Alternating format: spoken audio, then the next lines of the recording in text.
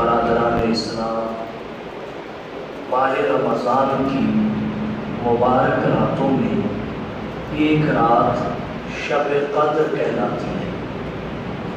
قرآن کریم میں نبی کریم صلی اللہ علیہ وسلم کی مختلف اور متعدد احادیث میں اس کی فضیلت کو ذکر کیا گیا، جس کے بیان سے قبل مختصر شب قدر کا معنی ذکر کرنا چاہوں گا۔ شب فارسی کا لفظ ہے، اس کا معنی ہوتا ہے رات۔ قدر کا معنی عظمت و شرف ہے، جسے ہم قدر و منزلت کہتے ہیں۔ اس رات کو شب قدر کہنے کی وجہ یہ ہے، راتوں میں اللہ نے سب سے زیادہ عظمت و شرف اور قدر و منزلت اس رات کو عطا فرمایا ہے۔ علماء فرماتے ہیں کہ اگر کوئی شخص اپنی بد اعمالیوں کی وجہ سے اللہ کے دربار میں بے قدر ہو جائے، بے توقیر ہو جائے، اس شب میں اپنے گناہوں سے توبہ کرے، اللہ سے معافی مانگے، تو اللہ تعالیٰ اس کی عظمت و شرف اور قدر و منزلت کو بحال کر دیتے ہیں اور وہ صاحب عظمت و شرف ہو جاتا ہے۔ رہے اس مبارک رات کے فضائل، اللہ تعالیٰ نے اس کی فضیلت میں قرآن کریم میں ایک پوری سورہ مبارکہ کو نازل فرمایا، اور سورہ مبارکہ کا نام بھی سورۃ القدر ہے۔ اور سورۃ القدر میں شب قدر کے فضائل ذکر کی۔ پہلی فضیلت انا انزلناہ فی لیلۃ القدر، اللہ فرماتے ہیں ہم نے لیلۃ القدر میں قرآن کریم کو نازل فرمایا۔ آپ کے ذہنوں میں سوال پیدا ہوگا، قرآن کریم تو دن کو بھی اترتا تھا، اور جب رات کو اترتا تھا تو مختلف راتوں میں اترتا تھا، شب قدر کی تاکید اور تخصیص کس اعتبار سے؟ بات در اصل یہ ہے، حضور صلی اللہ علیہ وسلم کے قلب اطہر پر قرآن کریم کا نزول 23 برس میں دن کو بھی اترا، رات کو بھی اترا، قرآن سفر میں بھی اترا، حضر میں بھی اترا، بحسب ضرورت والمصالح۔ البتہ حضور کے قلب اطہر پر نازل فرمانے سے پہلے اللہ نے ایک ہی رات میں، اور وہ شب قدر ہے، قرآن کریم لوح محفوظ سے آسمان دنیا پر نازل کر دیا، تاکہ یہاں سے ضرورت کے اعتبار سے تھوڑا تھوڑا حضور کے قلب اطہر پر نازل کیا جاتا رہے۔ تو جو شب قدر میں نزول ہے وہ ایک ہی دفعہ ہے، اور وہ لوح محفوظ سے آسمان دنیا پر ہوا۔ اسی کو اللہ نے قرآن کی اس آیت میں بیان فرمایا، انا انزلناہ فی لیلۃ القدر۔ یہاں ایک بات عرض کرنا چاہتا ہوں، شب قدر راتوں کی سردار ہے، جس طرح جمعہ دنوں کا سردار ہے، رمضان مہینوں کا سردار ہے۔ اس کی اس عظمت کی وجہ کیا ہے؟ اس کی اس عظمت کی وجہ قرآن کریم سے نسبت قرآن کی وجہ سے شب قدر کو راتوں کی سیادت ملی ہے۔ اور قرآن کریم اللہ کا وہ عظیم کلام ہے، جس کی طرف کپڑے کی نسبت ہو جائے تو کپڑا پہنچا، کاغذ کی نسبت ہو جائے تو کاغذ پہنچا، لکڑی کی نسبت ہو جائے تو لکڑی پہنچی، جسے ریل کہتے ہیں۔ حالانکہ کپڑا بھی مخلوق ہے، کاغذ بھی مخلوق ہے، لکڑی بھی مخلوق ہے۔ سوچنے کی بات یہ ہے، انسان تو اشرف المخلوقات ہے، اگر قرآن کی نسبت مخلوقات کو اتنی عزت دے رہی ہے، اشرف المخلوقات اس کے ساتھ نسبت ہو، تو قرآن کریم اسے کتنی عزت دیتا ہے، ہمیں یہ بات یہاں سے سمجھ آ سکتی ہے۔ عرض میں نہیں کیا، شب قدر کی عزت و عظمت اور توقیر کی وجہ قرآن کریم کے ساتھ اس کی نسبت ہے۔ اس لیے میں اپنے دوستوں سے عرض کرتا ہوں کہ اپنے بیٹوں میں سے ایک کو قرآن کا حافظ ضرور پڑھیں۔ ٹھیک ہے، دنیا کے لیے آپ نے کسی کو ڈاکٹر بنایا، کسی کو انجینئر بنایا، کسی کو سائنسدان بنایا، اور کسی کو آخرت کے لیے بھی کچھ بنا دے، اور آخرت میں جتنا فائدہ اپنے والدین اور خاندان کو حفاظ پہنچائیں گے کوئی نہیں پہنچا سکے۔ تو پہلی فضیلت کیا ہے؟ اِنَّا أَنزَلْنَاهُ فِي لَيْلَةِ الْقَدْرِ، اللہ فرماتے ہیں ہم نے قرآن کریم کو لیلۃ القدر میں اتارا، ایک ہی بار لوح محفوظ سے آسمان دنیا پر۔ یہ بہت بڑی فضیلت ہے اور کافی، مگر اللہ نے مزید شوق کے لیے فرمایا وَمَا أَدْرَاكَ مَا لَيْلَةُ الْقَدْرِ، آپ کو کیا معلوم لیلۃ القدر کیا ہے؟ پھر اللہ نے خود فرمایا لیلۃ القدر خیر من الف شہر۔ یہ سورہ مبارکہ میں شب قدر کی دوسری فضیلت ہے کہ لیلۃ القدر وہ رات ہے جو 1000 مہینوں کے برابر نہیں بلکہ 1000 مہینوں سے بہتر ہے، بہتر، اور بہتری کی مقدار بھی اللہ نے ذکر نہیں فرمائی کہ کتنی بہتر ہے، 1000 مہینوں سے کتنی زیادہ ہے۔ جب بڑے لوگ کسی چیز کو بڑا کہیں تو وہ بڑی ہوتی ہے، اونچی نظر والا اونچی چیز کو ہی اونچی کہتا ہے، نیچی چیز کو اونچی نہیں کہتا۔ تو جب اللہ نے شب قدر کے بارے میں فرمایا خیر من الف شہر، 1000 مہینوں سے بہتر ہے، تو واقعتاً بہتر ہے، اور کتنی بہتر ہے اس کا کوئی اندازہ نہیں، یہ بھی اللہ ہی جانتے ہیں۔ 1000 کا لفظ اور عدد فقط اس وجہ سے آئے، علماء نے لکھا ہے کہ جب قرآن کریم نازل ہو رہا تھا اس وقت گنتی کے لیے سب سے بڑا عدد 1000 تھا، اس سے اوپر اس وقت عدد نہیں تھا، باقی سے اوپر جو گنتی کے لیے آلات متعین ہوئے یہ سارا پاک کا پروسیس ہے۔ اس وقت جو تھا 1000 کا عدد آلات کی انتہا تھی، گنتی، تو اللہ نے اسے ذکر کر دیا، آگے عدد تھا نہیں، فرما دیا خیر، 1000 نیچے رہ گئے، شب قدر آگے نکل گئی۔ لیلۃ القدر خیر من الف شہر، 1000 مہینوں سے بہتر، کتنی بہتر ہے اللہ جانتا ہے۔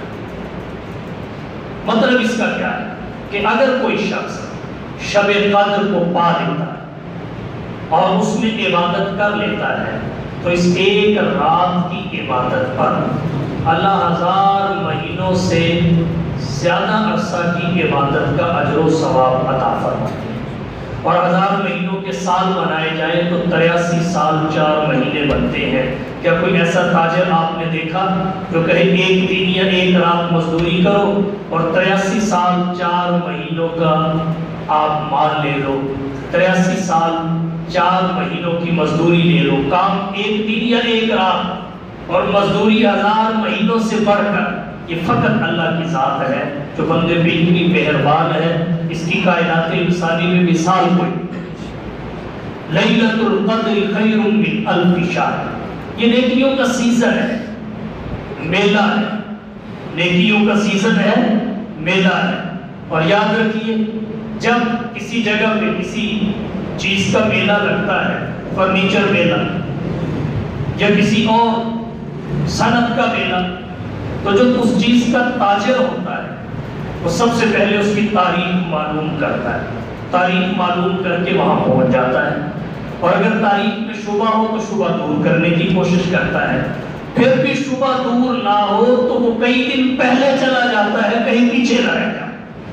تو یہ نیکیوں کا میلہ ہے، مغفرت کا میلہ ہے، شب قدر بخشش کا میلہ ہے، نیکیوں کا سیزن ہے۔ تو کوئی بھی نیکی کمانے والا، نیکی کا تاجر، اس کے لیے ضروری یہ ہے کہ وہ اس رات کو ضرور کمائے، اس رات کو ضرور پڑھے۔ پرافٹ کتنا ہے؟ رات ایک، اجر و ثواب 1000 مہینوں سے بڑھ کر، اس سے زیادہ نفع بخش کوئی معاملہ ہو سکتا ہے؟ لیلۃ القدر خیر من الف شہر، یہ دوسری فضیلت ہے۔ اس سے آگے اللہ نے کیا فرمایا؟ تنزل الملائکۃ والروح فیہ، اس رات کو فرشتے اترتے ہیں، آسمانوں سے فرشتے اترتے ہیں۔ حدیث شریف میں آتا ہے کہ فرشتے چند جگہوں پہ نہیں اترتے، ایک وہ گھر جس پہ کتا ہو، لوگ شوقیہ کتے پالتے ہیں، شوقی، اور دوسرا وہ گھر جس میں تصویر ہے، رکاوٹ انسان کھڑی کرتا ہے، رحمت کے فرشتے اس شب کو ہر جگہ جانے کے لیے تیار ہوتے ہیں۔ کیوں اترتے ہیں؟ امام فخر الدین رازی رحمۃ اللہ علیہ نے فرمایا، جب اللہ نے انسان کو بنانے کا ارادہ فرمایا، فرشتوں سے کہا انی جاعل فی الارض خلیفہ، میں زمین میں اپنا خلیفہ اور نائب بنانا چاہتا ہوں۔ فرشتوں نے جنات پر قیاس کر کے، چونکہ انسانوں سے پہلے جنات بستے تھے اور وہ بڑے فسادی تھے، جنات پر قیاس کر کے کہا اتجعل فیہا من یفسد فیہا ویسفک الدماء، مولا ایسا بنانے لگے ہیں جو زمین میں فساد کرے گا، خون بہائے گا۔ نحن نسبح بحمدک ونقدس لک، آپ کی عبادت کے لیے، تقدیس اور تسبیح کے لیے ہم ہیں تو ہیں۔ تو اللہ نے انسان کی وکالت، انسان کی جانب سے جواب دیتے ہوئے فرمایا انی اعلم ما لا تعلمون، جو میں جانتا ہوں تم نہیں جانتے۔ تمہارے اندر عقل ہی عقل ہے، خواہش، گناہ خواہش کی وجہ سے ہوتا ہے، تم گناہ کرنے کی خواہش بھی نہیں کر سکتے، تمہارے اندر تمنا بھی نہیں ہے۔ لا یعصون اللہ ما امرهم ویفعلون ما یؤمرون، اللہ نے فرشتوں میں عقل ہی عقل رکھی ہے، خواہش، جانوروں میں خواہش ہی خواہش رکھی ہے عقل میں۔ یہی وجہ ہے وہ اپنے اصول و فروع پہ اپنی خواہش پوری کر لیتے ہیں اور کوئی اور محسوس نہیں کرتے۔ انسان میں دونوں عنصر رکھے، عقل کا بھی، خواہش کا۔ اب اگر انسان کی عقل خواہش پہ غالب ہو جائے تو یہ فرشتوں سے بہتر ہے۔ ڈاکٹر اقبال مرحوم نے فرمایا فرشتوں سے بہتر ہے انسان بننا، مگر اس پہ لگتی ہے محنت زیادہ۔ اگر عقل کو خواہش پہ غالب کر لے تو فرشتوں سے بہتر، اور اگر خواہش کو عقل پہ غالب کر لے پھر جانوروں سے بدتر۔ اولئک کالانعام بل هم اضل، تو اللہ نے فرمایا انی اعلم ما لا تعلمون، جو میں جانتا ہوں تم نہیں جانتے۔ اس میں عقل بھی ہوگی، خواہش بھی ہوگی۔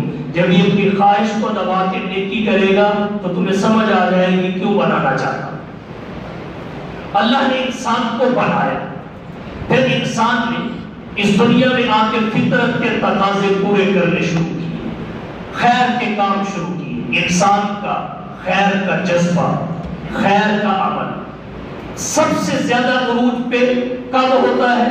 شب قدر، شب قدر، کیونکہ اس سے بڑی اور بہتر رات ہوئی۔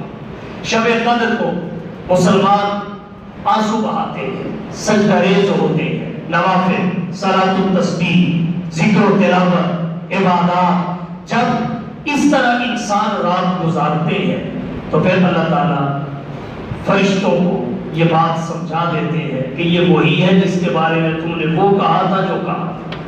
تو امام فخر الدین رازی کہتے ہیں جب فرشتے اس رات کو انسانوں کو محبوب عبادت پاتے ہیں تو وہ آسمان سے زمین پہ آتے ہیں، تنزل الملائکہ، معذرت کرنے کے لیے اس پہ جو انہوں نے کہا تھا اتجعل فیہا من یفسد فیہا ویسفک الدماء ونحن نسبح بحمدک ونقدس لک۔ فرشتے ہی نہیں اترتے، خالی فرشتے ہی نہیں، والروح فی، اس رات میں فرشتوں کا سربراہ، مقتداء و پیشوا، ملائکۃ اللہ کا مطاع جناب جبرائیل جو فرشتوں میں رسول ہے وہ بھی اترتا ہے۔ بخاری میں روایت آتی ہے حضور صلی اللہ علیہ وسلم نے فرمایا شب قدر کو فرشتوں کے گروہ میں جبرائیل اترتے ہیں اور ہر عبادت میں مشغول بندے کے پاس جاتے ہیں، اس کے لیے دعائیں رحمت کرتے ہیں۔ کوئی گھر نہیں بچتا جہاں کوئی عبادت کرنے والا ہو، کوئی جنگل ویران صحرا اور بیابان نہیں بچتا جہاں کوئی عبادت کرنے والا ہو، وہاں جبرائیل اور فرشتے نہ جاتے ہو اور دعاؤں میں آمین نہ کہتے ہو، رحمت کی دعا نہ کرتے ہو۔ ہاں بخاری میں روایت آتی ہے، حضرت ابو طلحہ راوی ہے، حضور صلی اللہ علیہ وسلم نے فرمایا لا تدخل الملائکۃ بیتا فیہ کلب ولا تصاویر، اس گھر میں رحمت کے فرشتے نہیں جاتے جس گھر میں کتا ہو، تصویریں ہو۔ تو ہمیں یہ رکاوٹ دور کرنی چاہیے تاکہ رحمت کے فرشتے ہمارے گھروں میں پہنچ سکیں۔ یہ رحمت کے فرشتوں کی بات ہے۔ اسرائیل صاحب ہر جگہ چلے جاتے ہیں، ان کو کہیں بھی جانے میں رکاوٹ نہیں۔ موت کا فرشتہ ہر جگہ جاتا ہے، عذاب کے فرشتے بھی ہر جگہ جاتے ہیں، بات رحمت کے فرشتوں کی ہے، تو ہم ایسا کوئی کام نہ کریں جو رحمت کو ہم سے دور کر دے اور ہم سے رحمت کو دور کر دے۔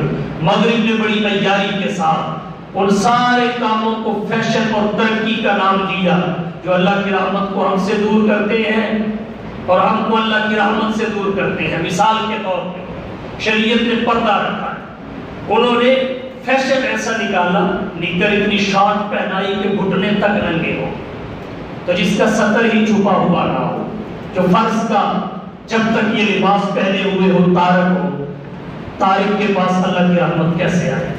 اور افسوس آج کے مسلمان پہ ہوتا ہے، اپنے نبی کے کہنے پہ یہ ٹخنے بھی ننگے نہ کریں اور انگریز ناپاک کو دیکھ کے یہ گھٹنے بھی ننگے کر لے، تو ماتم تو اس کی عقل کا ہے۔ اور بہت ساری مثالیں، کتا یہ رحمت کے فرشتوں کو داخل ہونے نہیں دیتا، وہ آتے ہی نہیں کیونکہ ان کا ماحول ہی نہیں ہوتا، ان کے مناسب ماحول نہیں ہوتا۔ علماء اس جگہ پہ نہیں جاتے جہاں کنجر خانہ ہو کیونکہ ان کے مناسب وہاں ماحول نہیں ہوتا، تو فرشتے بھی ایسی جگہوں پہ نہیں آتے جہاں ان کا ماحول نہیں ہوتا۔ تو یہ شوقیہ کتے پالنے والا کام چھوڑ دیں، یہ بھی مغرب کی عیاری ہے کہ جہاں کتا ہوگا وہاں رحمت کا فرشتہ نہیں آئے گا۔ وہ مسلمان کو اللہ کی رحمت سے اور اللہ کی رحمت کو مسلمان سے دور کر کے ہم پہ غلبہ پانا چاہتا ہے۔ تنزل الملائکۃ والروح فیہ بِإِذْنِ رَبِّهِ، اپنے رب کے حکم سے اتر، خود نہیں، بندہ خود آئے اس کی حیثیت اور ہوتی ہے، کسی کے بھیجنے سے آئے تو حیثیت اور ہوتی ہے، کسی کا نمائندہ بن کے آئے اس کی حیثیت اور ہوتی ہے، کسی کا سفیر بن کے آئے اس کی حیثیت اور ہوتی ہے، تو فرشتے اس حیثیت سے آتے ہیں بِإِذْنِ رَبِّهِ مِنْ كُلِّ أَمْرٍ، ہر خیر کا امر لے کر، ہر امر خیر کے ساتھ، سلامتی کا ماحول ہوتا ہے، ادھر سے بھی سلام، فرشتوں کی یہ ٹولی اور فوج آئی، یہ بھی سلام، یہ گئی دوسری آئی پھر سلام، وہ گئی تیسری آئی پھر سلام۔ یہ ماحول کب تک رہتا ہے؟ ہِیَ حَتَّى مَطْلَعِ الْفَجْرِ، طلوع فجر تک، جب تک ہم سحری کرتے ہیں، سحری کا وقت ختم ہونے تک، فجر کا وقت شروع ہونے سے پہلے آخری لمحے تک یہ وقت رہتا ہے۔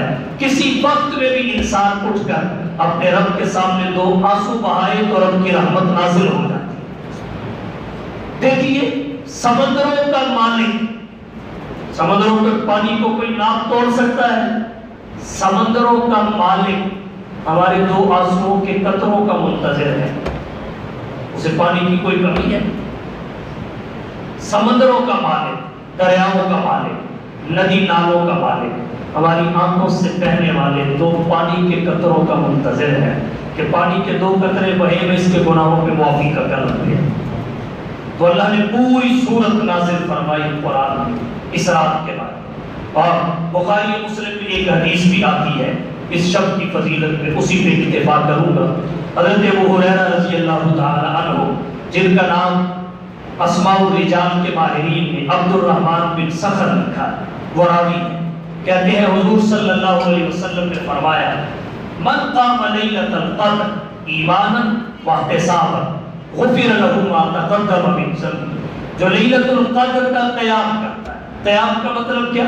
نماز میں اپنے آپ کو مشغول رکھتا ہے، نوافل پڑھتا ہے، صلاۃ التسبیح پڑھ لیتا ہے، ذکر و تلاوت میں مشغول رہتا ہے، ایمانا، حالت ایمان، کیونکہ ایمان اور اعمال اور عبادات کی قبولیت کی پہلی شرط ہے، اس کے بغیر کوئی عمل قابل قبول نہیں۔ وَمَن يَعْمَلْ مِنَ الصَّالِحَاتِ وَهُوَ مُؤْمِنٌ فَلَا كُفْرَانَ لِسَانِهِ، حالت ایمان واحتسابا، ثواب کی امید سے، ریاکاری کے لیے نہیں، غفر له ما تقدم من ذنبه، اللہ اس کے سابقہ گناہوں کو معاف کر دیتے ہیں۔ اور ایک بات اور عرض کرنا چاہوں گا، وہ یہ ہے احادیث مبارکہ جہاں بھی کسی عمل پر سابقہ گناہوں یا بعد کے گناہوں کی معافی کا ذکر آتا ہے، اس سے سغائر مراد ہے کبائر۔ کبائر کی معافی کے لیے الا من تاب، توبہ شرط ہے، آدمی توبہ کرے، گناہ کا اقرار، ندامت کا اظہار، آئندہ نہ کرنے کا پختہ اقرار، کیے ہوئے پہ معافی بار بار، یہ 4 اجزاء ہیں توبہ۔ اور جب یہ 4 اجزاء جمع ہو جائیں پھر توبہ خالی توبہ نہیں رہتی، توبۃ نصوحا بن جاتی جو اللہ کو مطلوب ہے۔ الا من تاب، کبائر کے لیے توبہ شرط۔ اگر کوئی ایسا عمل کیا، کبیرہ گناہ کیا جس سے کسی بندے کا حق منسلک ہے، تو پھر اس کے لیے حق واپس کرنا یا صاحب حق سے معافی کروانا بھی ضروری ہے۔ البتہ صغائر جو ہے وہ نیکیاں کھا جاتی ہیں، ان الحسنات یذہبن السیئات، اور شب قدر کی تلاش، تتبع اور جستجو یہ بھی بہت بڑی نیکی ہے، اس لیے صغیرہ گناہ اللہ اس کی برکت سے معاف کرتے ہیں۔ غفر لہ ما تقدم من ذنبہ، اور صغیرہ یہ بھی معمولی نہیں ہوتا، بعض دفعہ بڑی چیز کا، اکیلی بڑی چیز کا اتنا وزن نہیں ہوتا جتنا چند چھوٹی چیزوں کا مل کر وزن ہو جاتا ہے، اور اس کو ہمیں فراموش نہیں کرنا چاہیے۔ غفر لہ ما تقدم من ذنبہ، یہ بہت بڑی فضیلت اور عظمت ہے اس رات کی جو حضور صلی اللہ علیہ وسلم کی اس حدیث میں موجود ہے۔ سوال یہ ہے شب قدر کون سی شب؟ حضور صلی اللہ علیہ وسلم کے ارشادات سے اس بات کا پتہ چلتا ہے کہ شب قدر کا حضور کو حتمی علم دیا گیا، حتمی طور پہ بتایا گیا تھا کہ کون سی رات شب قدر ہوگی، یا وہ ضابطہ بتا دیا گیا، وہ قاعدہ کلیہ بتا دیا گیا، وہ حساب بتا دیا گیا تھا کہ رات ہر سال پھر کر بھی آئے تو ہم اس قاعدے کلیے سے جان سکیں کہ اس سال فلانی رات شب قدر ہے، فلانی رات قدر کی رات ہے۔ حتمی طور پر حضور صلی اللہ علیہ وسلم کو علم عطا کیا گیا۔ بخاری کی روایت ہے، حضور فرماتے ہیں خرجت لأخبرکم بلیلۃ القدر، میں گھر سے نکلا تاکہ تمہیں لیلۃ القدر کے بارے میں حتمی طور پہ بتاؤں۔ جب حضور نکلے تو آپ نے کیا دیکھا؟ فتلاحا فلان و فلان، فلانا اور فلانا آپس میں جھگڑ رہے تھے۔ حدیث کے شارحین کہتے ہیں یہ عبداللہ بن حضرت اور کعب بن مالک رضی اللہ تعالی عنہما تھے، ان کا کسی معاملے پر آپس میں جھگڑا ہو رہا تھا۔ حضور صلی اللہ علیہ وسلم ان کے جھگڑے کو ختم کرنے میں مشغول ہوئے تو فرفعت، وہ شب قدر کی تعیین کا علم جو آپ کو عطا کیا گیا تھا وہ اٹھا دیا۔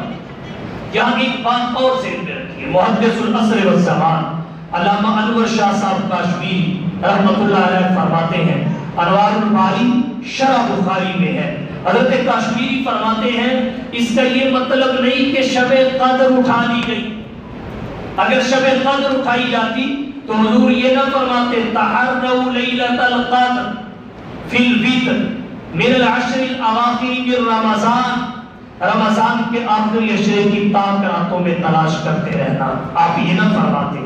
جب آپ نے تلاش کرنے کا حکم دیا ہے تو پتہ چلا شب قدر قیامت تک رہے گی، تعین کا علم اٹھا لیا۔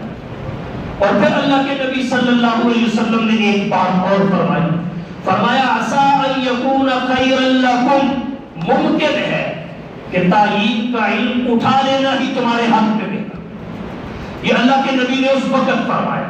پھر وقت کے گزرنے، حالات میں، ہمارے تجربات اور مشاہدات نے اس بات کو واضح کر دیا کہ تعین کے اٹھ جانے میں ہی ہماری بہتری تھی۔ آپ کہیں گے کیسے؟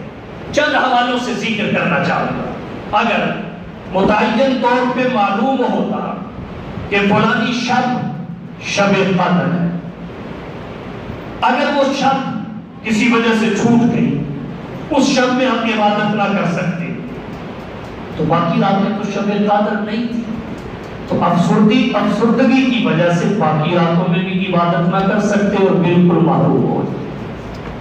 تو اب بتائیے تعین کا علم اٹھا لینے میں فائدہ ہے کہ نہیں؟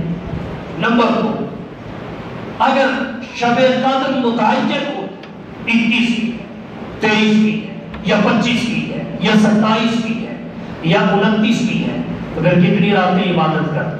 فقط ایک رات، 4 راتوں کی عبادت سے محروم ہو جاتے ہیں۔ اور اب اللہ نے چھپا کے ہمارا کتنا فائدہ کیا، تعین کا علم اٹھا کے کتنا فائدہ کیا کہ اب ہم 5 راتوں کی عبادت کا ثواب حاصل کرتے ہیں۔ 5 راتوں اور ان 5 راتوں میں شب قدر بھی ہوتی ہے. شب قدر اس کی یافت اور وجدان الگ. اور پھر حقیقت میں ہم 10 راتوں کا ہی اجر و ثواب حاصل کرتے ہیں. کیسے؟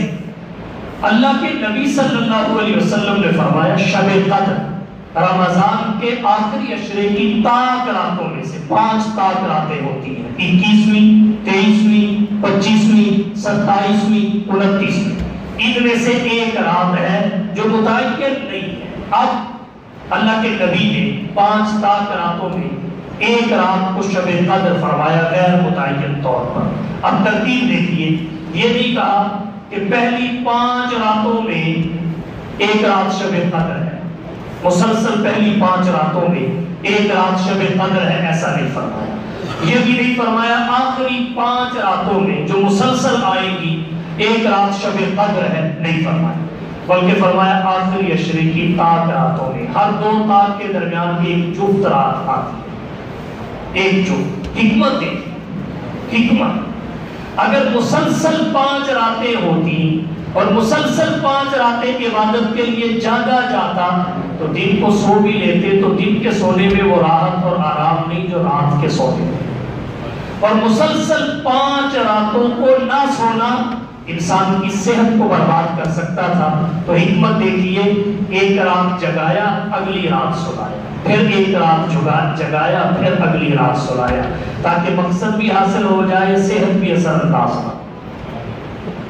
ایک نقطہ اور عرض کرنا چاہوں گا، وہ یہ 10 راتوں کا اجر ہے چھپا دینے میں. کیسے؟ یہ جو ہم 2 تاک راتوں کے درمیان ایک جفت رات سوتے ہیں اس میں بھی ہمیں عبادت کا اجر ملتا ہے. یہ سونا کس لیے ہے؟ یہ سونا کس لیے ہے؟ یہ اگلی تاک رات میں عبادت کے لیے اپنے جسم کو آرام پہنچا کر اپنے آپ کو تیار کرنے کے لیے. تو یہ بھی اس رات کو پانے کا ذریعہ ہے. جفت رات میں سونا یہ بھی عبادت ہے، کیونکہ جو عمل عبادت ہے وہ تو عبادت ہے ہی ہے، جو اس تک پہنچنے کا سبب ہے وہ بھی عبادت. تو 10 راتوں کا اجر بنتا ہے. کتنا بڑا ہمارا فائدہ. اگر متعین ہوتا ایک رات عبادت کا اجر لیتے باقیوں سے محروم ہو جاتے. اور تیسری صورت بھی ممکن تھی، ایک رات شب قدر متعین ہے وہ پالی کمال، اگلی راتوں میں ایسی غفلت کی جو پایا تھا وہ کھو دیا. متعین ہونے کی صورت میں یہ احتمال بھی تھا. اور ایک احتمال اور بھی ہے، بعض انسان گناہوں کے آگے بے بس ہوتے ہیں. پتہ ہے یہ گناہ ہے مگر کیے بغیر رہ نہیں سکتے، چھوڑ نہیں سکتے. اللہ تعالیٰ ہم سب کی اس حالت سے حفاظت فرمائے. اگر پتہ ہو فلانی رات شب قدر ہے اور وہ گناہ کے ہاتھوں مجبور ہو کر جانتے ہوئے کہ یہ شب قدر ہے گناہ کر بیٹھے تو بتائیے اس گناہ کا وبال کتنا سخت ہوگا. اللہ تعالیٰ نے تعین کا علم اٹھا دیا، رات چھپا دی. جیسے اسم اعظم کی بڑی برکات ہیں پر اللہ نے چھپا دیا تاکہ اللہ کے زیادہ سے زیادہ ناموں کو یہ اپنی زبان پر اسم اعظم کے گمان اور احتمال میں لائے اور ہر نام کی تاثیر اور برکت اسے حاصل ہو جائے. فائدہ اس کا اسی متعین نہیں کیا، وگرنہ ایک نام پہ دنیا اڑی رہتی اور باقی اللہ کے ناموں کی تاثیر سے محروم ہو. بالکل اسی طرح جمعہ کے دن ایک قبولیت کی گھڑی ہے جس میں دعا کرو اللہ قبول کرتے ہیں، حدیث شریف میں ہے. اب اس گھڑی کا تو حضور نے ذکر کیا مگر متعین نہیں فرمایا وہ کون سی. اس لیے زیادہ سے زیادہ جمعے والے دن دعائیں کرنے کا اہتمام کرتے ہیں کیونکہ ہمارا فائدہ اسی ہے. اسی طرح اللہ نے شب قدر کی تعین کا علم دے کر اٹھایا تاکہ ایک تو لوگوں کو یہ پتہ چل جائے کہ ہر شے کا علم فقط اللہ کے پاس ہے، ہر شے کا علم فقط اللہ کے پاس ہے، باقی کسی کے پاس ہر شے کا علم نہیں ہے. اور دوسرا فائدہ بھی اسی میں تھا، اگر علم ہوتا یہ شب قدر ہے جانتے ہوئے گناہ کر بیٹھے تو اس کا وبال کتنا سخت ہوتا. اللہ نے اس گناہ سے بھی ہمیں بچایا. حضور صلی اللہ علیہ وسلم حضرت علی کے ساتھ مسجد میں تشریف لائے، ایک شخص کو سوتے ہوئے پایا. آپ نے حضرت علی سے فرمایا اسے جگاؤ اور وضو کرنے کا کہو. حضرت علی نے عرض کیا اللہ کے رسول آپ تو ہر خیر کے کام میں آگے ہوتے ہیں، آج آپ نے مجھے جگانے کا فرمایا، اس کی حکمت کیا ہے؟ مجھے جگانے کا فرمایا، اس کی حکمت کیا ہے؟ حضور نے فرمایا اگر اس کو میں بیدار کرتا، میں جگاتا، یہ نہ اٹھتا یا اٹھنے سے انکار کر دیتا تو اس کا ایمان سلب ہو جاتا۔ تو تجھے اس لیے آگے کیا تاکہ اس کا ایمان بچا ہے۔ تو اسی طرح اللہ نے شب قدر کو اس لیے چھپا دیا تاکہ شب قدر معلوم ہو، پھر بندہ گناہ کرے تو اس میں بہت بڑے خطرات اور خدشات تھے تاکہ مسلمان بچا۔ فرفعت، تعیین کا علم اٹھا لیا۔ پھر حضور نے فرمایا عَسَىٰ أَن يَكُونَ خَيْرًا لَكُمْ، کیا پتہ تمہارے لیے اس کا اٹھ جانا ہی بہتر ہو۔ تو اب کیا کریں؟ شب قدر کی اتنی فضیلتیں سن کر کیسے رہے؟ اس کو پانے کی دھن ہے، اس کی یافت کی لگن ہے، اس کے وجدان کی جستجو ہے۔ اب کیا کریں؟ حضور نے فرمایا فَالْتَمِسُوهَا فِي التَّاسِعَةِ، بخاری کی روایت ہے، 29ویں کو تلاش کرو، اور فی السابعہ 27ویں کو تلاش کرو، وفی الخامسہ 25ویں کو تلاش کرو۔ اور بخاری میں حضرت عائشہ سے روایت ہے، حضور صلی اللہ علیہ وسلم نے فرمایا تحرّ لیلۃ القدر فی الوتر من العشر الاواخر من رمضان، رمضان کے آخری عشرے کی تاک راتوں میں تلاش کرو، رمضان کے آخری عشرے کی تاک راتوں میں تلاش کرو۔ ایک بات اور ذکر کرنا چاہتا ہوں، شب قدر کا نعم البدل تو کیا بدل بھی ہو، اور یہ فقط حضور کی امت کو عطا ہوئی، پہلی امتوں کو عطا بھی ہوئی، اور حضور کی امت کو عطا ہونے کے بھی متعدد اسباب روایات میں آتے ہیں۔ ایک حدیث شریف میں آتا ہے حضور صلی اللہ علیہ وسلم نے پہلے امتوں کے افراد کی عمروں کو دیکھا، وہ بہت زیادہ تھی، اور آپ کی امت کے افراد کی عمریں تھوڑی تھی، آپ کی امت کے افراد کی عمریں تھوڑی تھی۔ حضور صلی اللہ علیہ وسلم کو اس بات پہ رجع ہوا کہ اگر میری امت کے افراد نیکی میں پہلی امتوں کے افراد کی برابری کرنا چاہے تو یہ تو نہیں کر سکتے، کیونکہ ان کی تو عمر ہی تھوڑی ہے، ان کی عمریں زیادہ تھی۔ اس پہ آپ کو رجع ہوا کہ میری امت کہیں پیچھے نہ رہ جائے۔ اللہ نے اس کی تلافی کے لیے سورۃ القدر کو اتارا، اور اس میں ایک ایسی رات کی نشاندہی کی کہ ایک رات کو تم کما لو، 1000 مہینوں سے بہتر کا اجر تمہیں رب عطا کر۔ ایک روایت میں آتا ہے حضور صلی اللہ علیہ وسلم نے صحابہ کے مجمع میں ذکر کیا کہ بنی اسرائیل میں ایک شخص تھا 1000 مہینے تک اللہ کے راستے میں جہاد کرتا رہا، صحابہ کو رشک آ گئی، صحابہ کو رشک آیا، اور جب صحابہ کو رشک آیا اللہ کی رحمت پہ قربان، نہ وہ اپنے نبی کی پریشانی دیکھتا ہے، نہ نبی کے صحابہ کی پریشانی دیکھتا ہے، نہ نبی پہ تنقید برداشت کرتا ہے، نہ صحابہ نبی پہ تنقید برداشت کرتا ہے، وہ نبی کا دفاع بھی خود کرتا ہے، اصحابی نبی کا دفاع بھی خود کرتا ہے۔ تو اس کی طرح شب قدر کی نشاندہی فرمائی کہ تمہیں زیادہ مشقت میں نہیں ڈالنا، تمہیں زیادہ تکلیف میں نہیں ڈالنا، ایک رات کو پانا تمہارا کام ہے، 1000 مہینوں سے زائد عرصے کی عبادت کا ثواب دینا میرا کام ہے، اور تم میرے آخری نبی کے امتی اور کس سے پیچھے رہ جاؤ، یہ کیسے ہو؟ کیسے ہو؟ تو کام تھوڑا مزدوری زیادہ، کام تھوڑا مزدوری زیادہ، یہ اس امت پر اللہ کی عنایت ہے، سابقہ امتوں میں اس کی مثال نہیں۔ تو اسی امت کو عطا ہوئی، کیوں ہوئی میں نے ذکر کر دیا۔ ایک بات اور عرض کرنا چاہوں گا، وہ یہ آخری عشرے کی تاک راتوں میں ایک رات شب قدر، حدیث میں اس کی کچھ نشانیاں بھی ہیں، وہ موٹی موٹی میں آپ کے سامنے ذکر کر دیتا ہوں۔ حدیث شریف میں ایک نشانی شب قدر کی یہ آئی کہ شب قدر سے اگلا دن جو ہوگا، رات کے بعد جو دن آئے گا، اس دن میں جو سورج طلوع ہوگا، اس سورج کی شعاعیں نہیں ہوں، جیسے 14ویں رات کا چاند ہوتا ہے، اس کی شعاعیں نہیں ہوں، ٹکیا کی طرح ہوتا ہے۔ تو اس سے اگلا جو سورج طلوع ہوگا وہ 14ویں رات کے چاند کی طرح بغیر شعاعوں کو ہوگا۔ یہ نشانی ہے کہ گزرنے والی رات قدر کی رات۔ لیکن اس پر ذہنوں میں یہ سوال آ سکتا ہے، ہمیں کیا فائدہ؟ جب رات گزر گئی نشانی تو پھر سامنے آئی نا، اب ہم کیا کریں؟ تو چلو ایسی بھی کچھ نشانیاں ذکر کر دیتا ہوں جن سے رات میں ہی اندازہ ہو جاتا ہے کہ آج کی رات قدر کی رات ہے۔ ایک نشانی یہ ہے کہ شب قدر کھلی اور روشن ہوتی ہے، روشن بھی ہوتی ہے اور اس میں کشادہ پن بھی محسوس ہوتا ہے۔ تو دوسری نشانی کیا ہے جو رات میں ہی ظاہر ہوتی ہے؟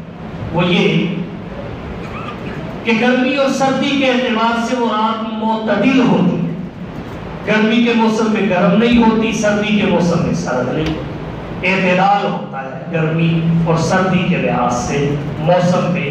یہ اس رات کی دوسری نشانی ہے۔ تیسری نشانی کیا ہے جو حدیث شریف میں آتی ہے؟ وہ یہ عام راتوں میں ہم دیکھتے ہیں ستارہ ٹوٹ کر ادھر سے ادھر آ گیا، ادھر سے ادھر آ گیا۔ یہ ہوتا کیا ہے؟ یہ دراصل شہاب ثاقب ہے۔ جب شیاطین غیب کی خبریں معلوم کرنے کے لیے آسمان کے قریب ہوتے ہیں تو فرشتوں کی ڈیوٹیاں لگی ہوئی ہے، وہ انہیں انگارے مارتے ہیں۔ تو یہ وہ شہاب ثاقب ہے جو شیاطین کو مارا جاتا ہے۔ اسے ہمارے محاورے میں تارے کا ٹوٹنا کہتے ہیں۔ جو شب قدر ہوتی ہے اس میں تارا نہیں ٹوٹتا، اس میں تارا نہیں ٹوٹتا، ادھر سے ٹوٹ کے ادھر، ادھر سے ٹوٹ کے ادھر۔ ایک نشانی یہ ہے۔ اور علماء نے ایک بات تجربے سے لکھی ہے، وہ یہ جو رات قدر کی رات ہوتی ہے اس رات میں سمندر کا پانی کھارا اور کڑوا نہیں رہتا بلکہ میٹھا ہوتا ہے۔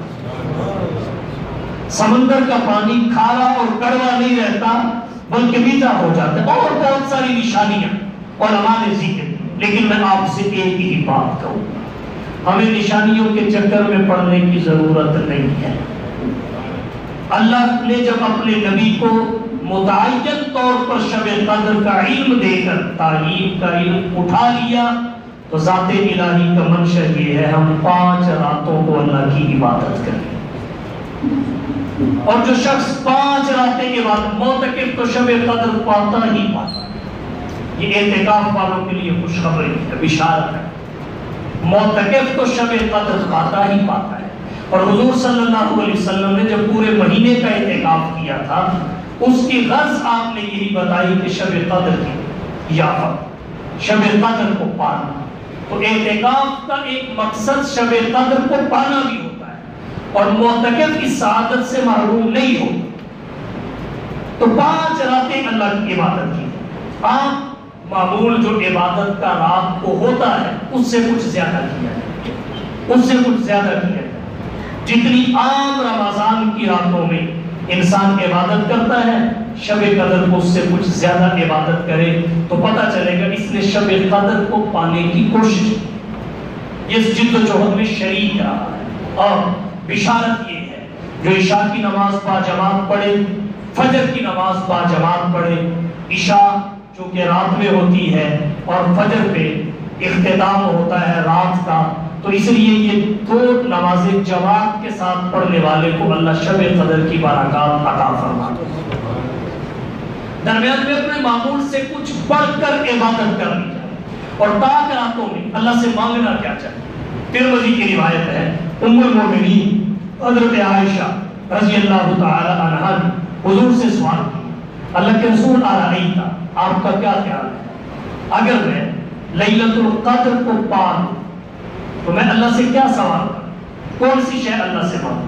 حضور صلی اللہ علیہ وسلم نے فرمایا تو اللہ سے یہ دعا کرنا، اللہم انک عفو تحب العفو فاعف عنی، اللہم انک عفو، اے اللہ تو معاف کرنے والا ہے، معافی کو پسند کرتا ہے، تحب العفو، معافی مانگنے کو پسند کرتا ہے، فاعف عنی، میں بھی تجھ سے معافی ہی مانگ رہا ہوں، مانگ رہی ہوں، تو مجھے بھی معاف کر۔ اور ایک بات اور عرض کرتا ہوں، ان راتوں میں شب برات ہے، شب قدر ہے، دیگر فضیلت کی راتیں ہیں، ان راتوں میں جو عبادت ہوتی ہے وہ اجتماعی نہیں، وہ انفرادی ہوتی ہے۔ بعض لوگ صلاۃ التسبیح با جماعت پڑھنا شروع کر دیتے ہیں، قطعاً درست نہیں۔ اور یہ جو عورتیں اعلان کر کے صلاۃ التسبیح کے لیے جمع ہوتی ہیں، با جماعت پڑھتی ہیں، قطعاً درست نہیں۔ نفلی عبادت پہ جماعت نہیں ہے الا ماشاءاللہ، نوافل کی جماعت نہیں ہوتی، صلاۃ التسبیح کی جماعت نہیں۔ نوافل کی جماعت نہیں ہے، انفرادی طور پہ نفل پڑھیں، انفرادی طور پہ ذکر کی، تلاوت کی، صدقہ و خیرات کی، اور پھر شریعت نے اس رات کے لیے کسی ایک عبادت کو مقرر نہیں کیا کہ آپ یہ عبادت کریں۔ انسان کو آزاد چھوڑا ہے تاکہ ہر عبادت کی لذت مسلمان اٹھائے، ہر عبادت کی تاثیر سے بہرام ہو، ہر عبادت کی برکات۔ جب نوافل پڑھ کے تھک جائے پھر تلاوت کرنے لگ جائے، جب تلاوت سے تھک جائے پھر مراقبے میں چلا جائے، ذکر اذکار کرنے لگ جائے۔ ہر عبادت کے لیے اجتماعی تقریبات، ان کے لیے یہ رات نہیں ہے۔ اصل میں یہ رات ہے اس لیے کہ بندہ اپنے اللہ کے ساتھ الگ ہو کے باتیں کرے۔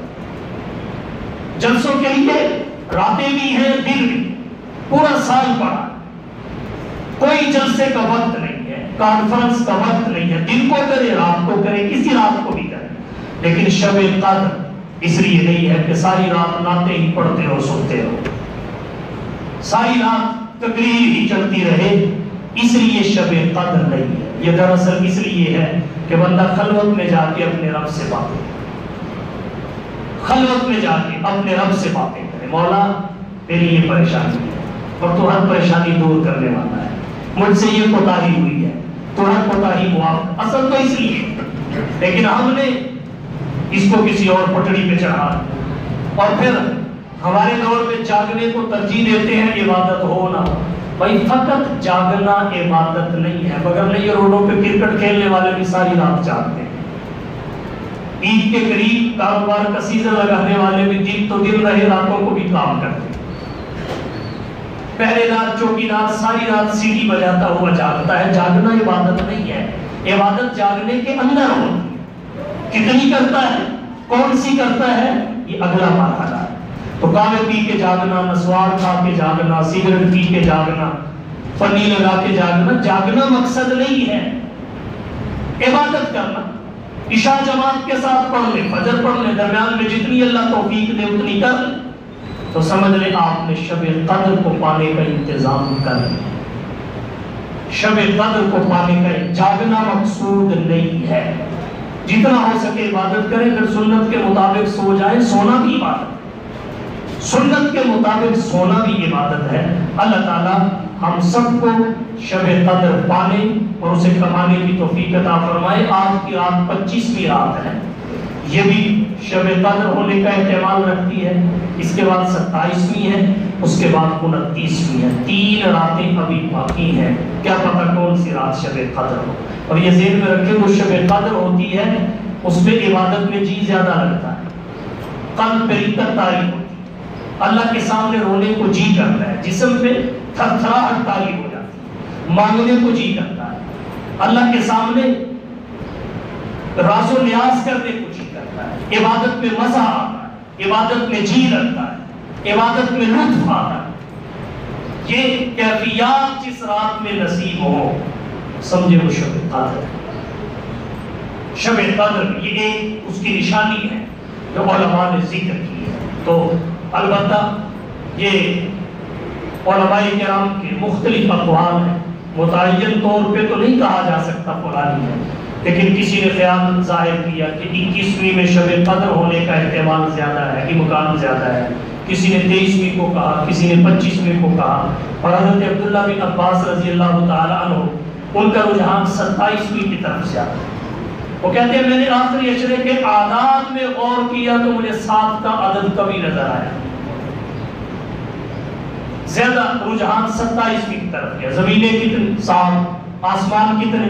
7، صفا مروہ کے چکر کتنے؟ 7، طواف کے چکر کتنے؟ 7، بہت ساری مثالیں۔ تو حضرت عبداللہ بن عباس کا جو رجحان ہے وہ 27ویں کی طرف ہے، لیکن ہمیں تاکہ ساری پیش نظر رکھنی چاہیے۔ اور بعض علماء نے یہ بھی کہا کہ سورۃ القدر میں لفظ لیلۃ القدر 3 مرتبہ آتا ہے، سورۃ القدر میں لفظ لیلۃ القدر 3 مرتبہ آتا ہے، اور ایک دفعہ لیلۃ القدر کے لفظ میں 9 حروف ہیں، اور 3 دفعہ یہ آتا ہے لیلۃ القدر میں 9 حروف ہیں، اور 3 دفعہ سورۃ القدر اور قرآن میں لیلۃ القدر آتا ہے 9 حروف، 3 دفعہ نزول، آمد اور 9 کو 3 کے ساتھ ضرب دیں تو 27 کا عدد حاصل ہوتا ہے. بعض نے اس وجہ سے بھی 27 کی طرف رجحان ظاہر کیا ہے، لیکن ہمارے لیے اللہ کے نبی کا فرمان وہ زیادہ معتبر ہے کہ اللہ کے نبی نے فرمایا تحروا لیلۃ القدر فی الوتر من العشر الاواخر من رمضان. 5 تو آتے ہیں، اگر ہم ان کے تقاضے پورے کر لیں گے تو کون سی مشکل چیز ہے. اللہ تعالیٰ ہم سب کو شب قدر پانے اور اس میں خوب نیکیاں کمانے کی توفیق بخشے. وآخر دعوانا ان الحمدللہ.